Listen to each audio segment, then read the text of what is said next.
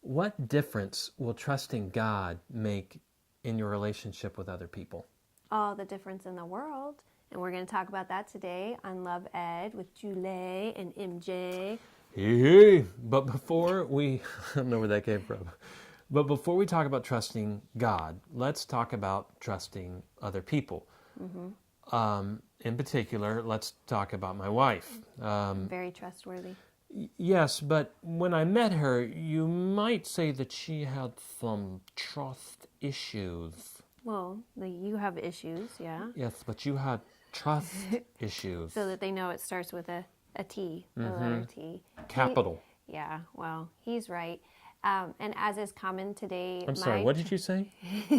Just say that again, that first I part. said as is common today. No, before that. Yeah, he's right. Now it's on the internet. My trust issues, a lot of them stem from my relationship with my dad. My dad was a pastor and was the person who taught me about Christ and baptized me. And as I got older, around high school age, he turned his back on the Lord and walked out on our family. So you're saying him totally turning into an entirely different person gave you an excuse to have trust issues? By college, I realized that my insecurities in my relationship with my dad, of course, was translating into insecurities in relationships with guys. I was able to get counseling and work a lot of that out. In our relationship, as it went from dating to engagement to marriage, I was able, of course, to trust Mike enough to make that kind of commitment to you. But I still wrestled a lot with worrying about him changing and leaving. And can I just say, I know I've said thank you to you for this before, You can but say I'm going to say again on the World Wide Web for the whole world to see. Thank you for getting counseling. World Wide Web. Before You're welcome. Before it was the greatest gift my wife ever gave to me was to get counseling ahead of us actually dating seriously. If only I would have been mature enough to return the favor. I don't need to get you a Christmas gift this year? Exactly, no. One of the common fears of the wise individuals with whom we speak is winding up in a marriage where they suddenly discover that their spouse has betrayed their trust, either through a scenario like Julie just told about with her dad, or infidelity, or, wow, the career is first and I am second, or just simply, I'm afraid my spouse is going to get bored with me.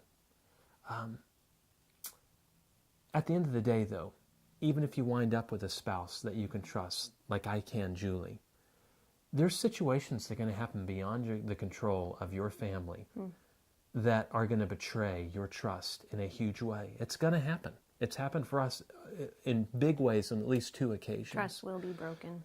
And if we didn't know that we know that we know that we know that we can rely on the character and commitment of God, His character, who He is, and His commitment to us, who we are to Him, we wouldn't have made it through.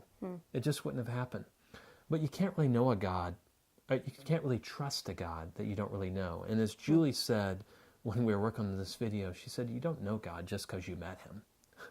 But many times we do. We think we know Him because we made that initial commitment. We started that relationship. We understood the sacrifice He paid for us, and we wanted to commit to Him. But just as in human relationships, trust grows as we get to know the person and as it deepens as we go through life with them. So it is with God. We need to know who He is, and we find that out through the Bible, His Word, and we experience life with Him over time.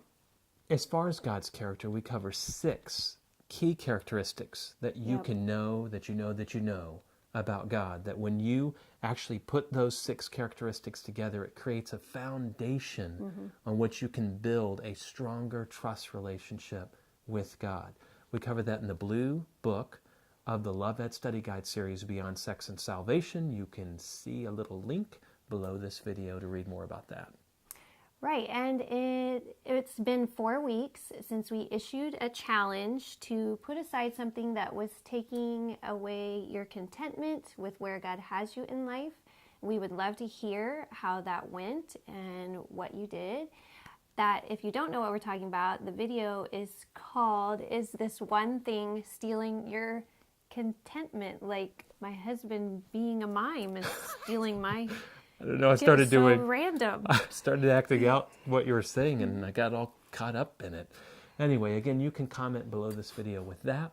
And next week, we'll introduce the third and final critical life lesson for relational success on Love Ed with Julie And MJ.